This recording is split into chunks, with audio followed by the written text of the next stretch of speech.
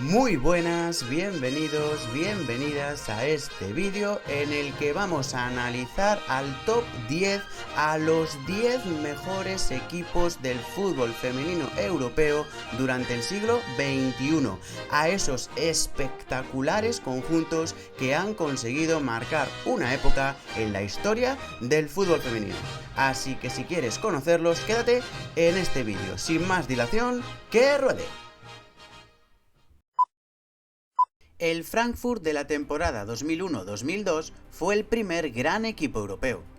Estandarte de aquella Alemania a la postre campeona del mundo en 2003, el Frankfurt aglutinaba en sus filas una cantidad de talento tan grande que terminaría desbordando tanto dentro como fuera de sus fronteras, destapándose así como el primer equipo de Europa capaz de cosechar un triplete. En Copa no encajó ni un solo gol y arrasó al Hamburgo en la final con un contundente 5-0.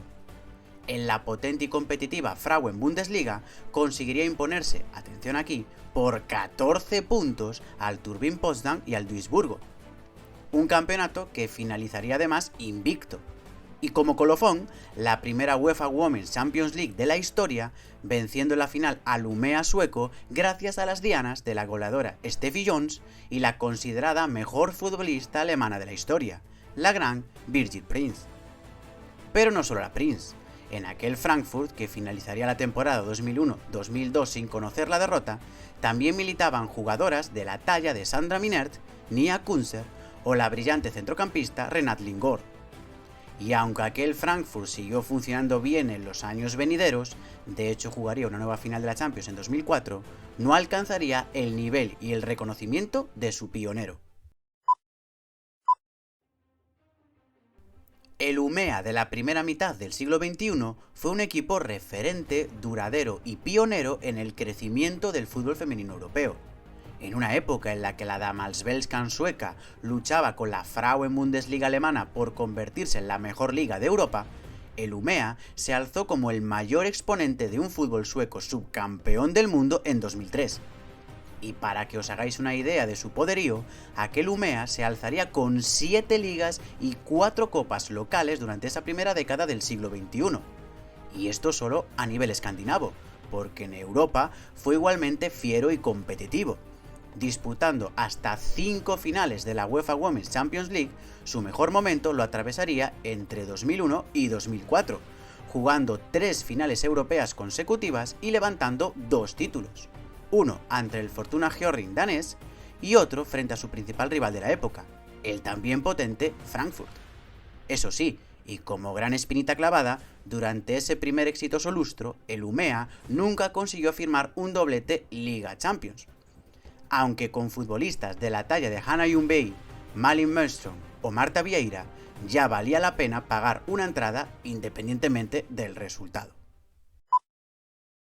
El Frankfurt también vivió una segunda época dorada entre 2005 y 2008, con un bloque muy semejante al que dominó Europa a inicios del siglo XXI, aunque algo más veterano. El equipo de las históricas Birgit Prinz, Renate Lingor o Steffi Jones se veía complementado por otros jóvenes valores alemanes como Kerstin Garfrix o Conny Pollers, futbolistas que ayudarían a mantener a Alemania como campeona del mundo también en 2007. Aunque todo comenzaría a fraguarse en 2005, cuando tras un año de ausencia, el Frankfurt se alzase con su segunda Champions al batir a su ferviente rival local, un Turbine Potsdam que le había negado Liga y Copa, en una emocionante final resuelta de nuevo por la gran Birgit Prinz en el minuto 93. Aunque la temporada de ensueño para este equipo fue la 2007-2008, levantando la Copa ante el modesto Saarbrücken, la Liga frente al Duisburgo por tan solo un punto de ventaja y la tercera Champions derrotando en la final a su principal rival continental, el Umeå sueco. Ya tras tocar techo, a partir de 2008, la hegemonía de un ya veterano Frankfurt se trasladaría precisamente al Turbine Potsdam. Pero esa ya es otra historia.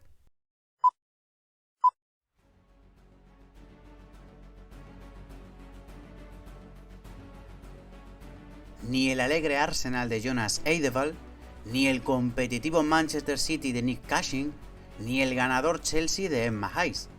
El equipo inglés más brillante hasta la actualidad ha sido el Arsenal de Victor Akers. Y de eso hace ya más de 15 años.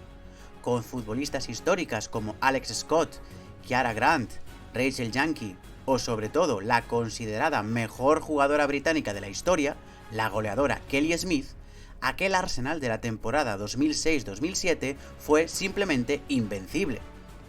Dentro de sus fronteras levantó su cuarta liga consecutiva, ganándolo absolutamente todo, es decir, 22 victorias en 22 partidos.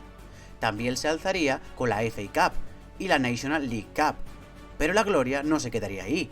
Y es que sí, aquel invencible Arsenal también es, hasta el día de hoy, el único equipo inglés que ha sido capaz de levantar una UEFA Women's Champions League, consolidándose en Europa como la principal alternativa a los potentes equipos alemanes y suecos.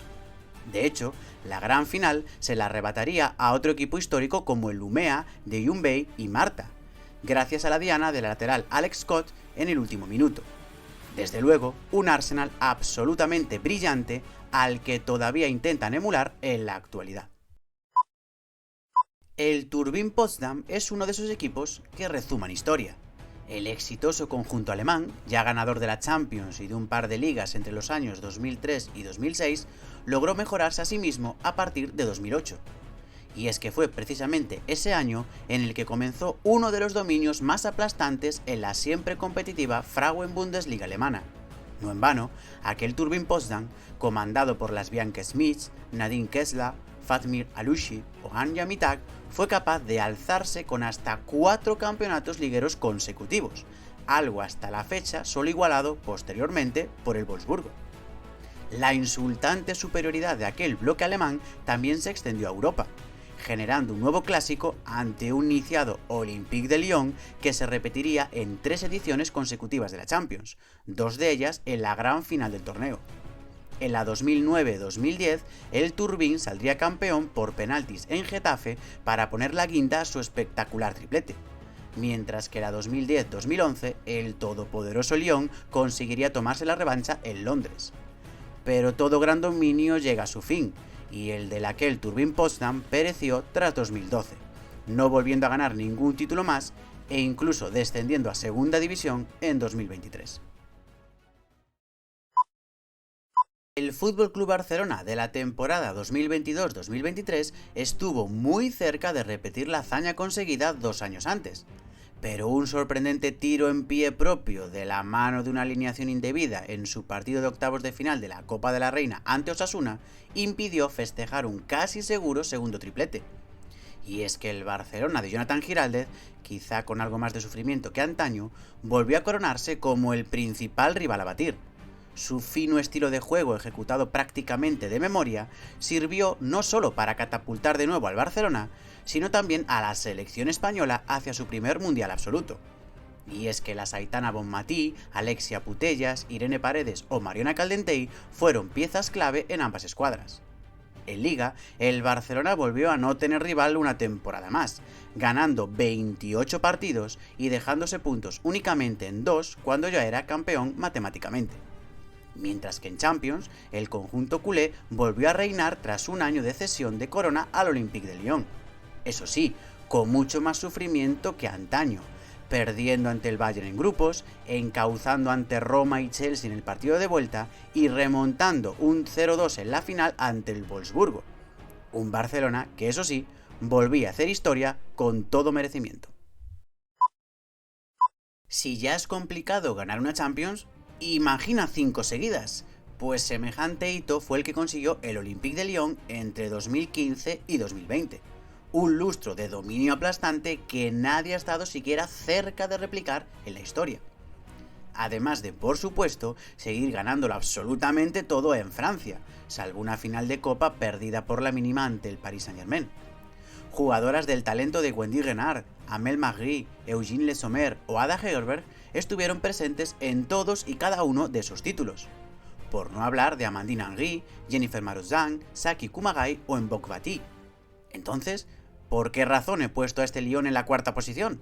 Pues porque dejó bastante a deber a nivel de juego, Y es que con semejante constelación de estrellas, el fútbol colectivo practicado por la escuadra gala dirigida por Gerard Préchet, Reynald Pedró y Jean-Luc Vasseur fue bastante escaso, casi siempre dependiente de alguna estratosférica individualidad de alguna de sus cracks, que no eran pocas.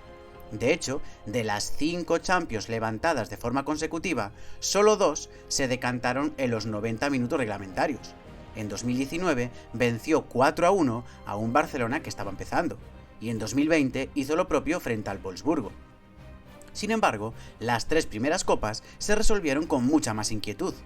En 2016, el Lyon se impuso a su principal rival europeo, el citado Wolfsburgo, en la tanda de penaltis. Un Wolfsburgo al que precisamente volvería a ganar también en 2018 en una prórroga más que determinante. Y por último, la fiesta gala de 2017 se la arrebataría al Paris Saint-Germain también tras la tanda de penaltis. En resumen, un Lyon insuperable en cuanto a resultados, pero también bastante escaso en cuanto a fútbol. Desde el año 2010, el Olympique de Lyon emergió como el gran rival a batir del fútbol femenino europeo, por su potencial, por sus futbolistas y sobre todo por su fútbol. Ningún equipo entre 2010 y 2013 desarrollaba un fútbol tan preciosista a la par de resolutivo que aquel gran Olympique de Lyon. Nadie podía hacerle frente. Nadie. Bueno, sí, un equipo, con muchas menos estrellas, con muchas menos individualidades y por supuesto con mucho menos fútbol combinativo, porque lo que realmente caracterizaba a aquel fenomenal Wolfsburgo era el contragolpe.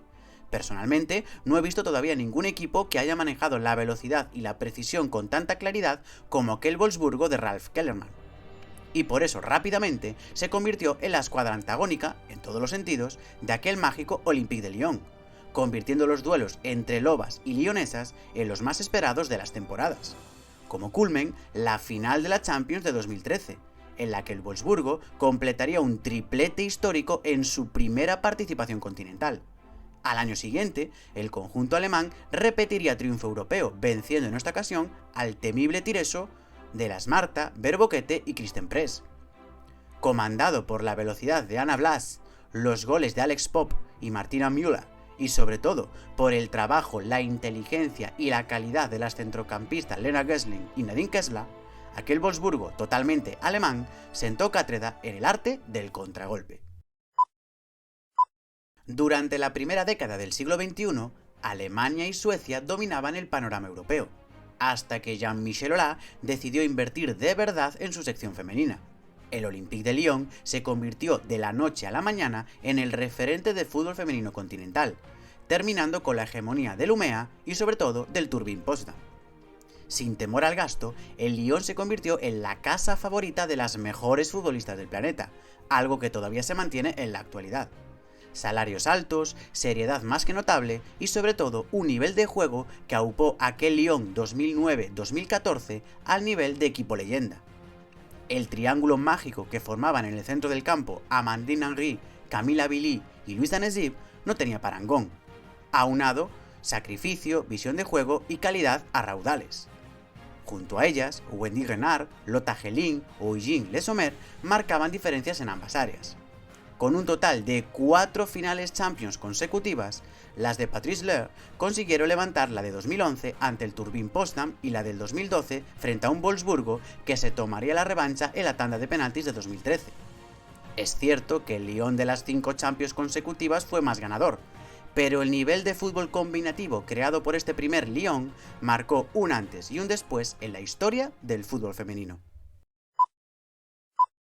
El Wolfsburgo de Ralf Kellermann dominaba el arte del contragolpe. El primer Lyon de Patrice Lair era una máquina de crear fútbol combinativo. El Lyon superganador de Champions elevó al máximo la inercia de la victoria. Pero la temporada 2020-2021 surgió un equipo que aunaba todas las cualidades de las 3 grandes escuadras que habían dominado el fútbol femenino. El FC Barcelona de Lluís Cortés. La final perdida contundentemente ante el Lyon en 2019 marcó un antes y un después en la historia del equipo azulgrana. Consciente de que necesitaba dar un salto más para realmente competir contra los mejores equipos, el Barça profesionalizó su sección e invirtió realmente en su equipo femenino. El premio: una temporada de ensueño nunca antes vista, a nivel de juego y de resultados. En España no tuvo rival, el Barcelona se alzó de nuevo con el campeonato nacional, eso sí, convirtiéndose en hasta la fecha el campeón con mayor puntuación y mayor número de goles a favor de la historia. Por supuesto, también caería la Copa de la Reina, venciendo en la final al Levante por 4-2. Y en la Champions fue donde realmente el Barcelona se coronó y comenzó la dinastía que en 2023 lo sigue catapultando como el principal rival a batir. Manchester City, Paris Saint-Germain y Chelsea fueron las víctimas más importantes de un equipo que firmó probablemente la campaña perfecta, ejemplificada en la gran final. 4-0 y sin concesiones. Mapi León, Patrick Guijarro, Aitana Bonmatí, Alexia Putellas, Jenny Hermoso y estrellas internacionales como Caroline Graham-Hansen, Lieke Martens o Asisato Shoala brillaron en aquel Barcelona que es, para mí, el mejor equipo que ha existido en la historia del fútbol femenino. Y hasta aquí el vídeo de los 10 mejores equipos de la historia del fútbol femenino europeo. Si os ha gustado el vídeo, dadle un me gusta, compartidlo y dejad un comentario. Y ya sabéis, si os interesa el contenido de esta temática, suscribiros al canal. ¡Hasta la próxima! ¡Chao, chao!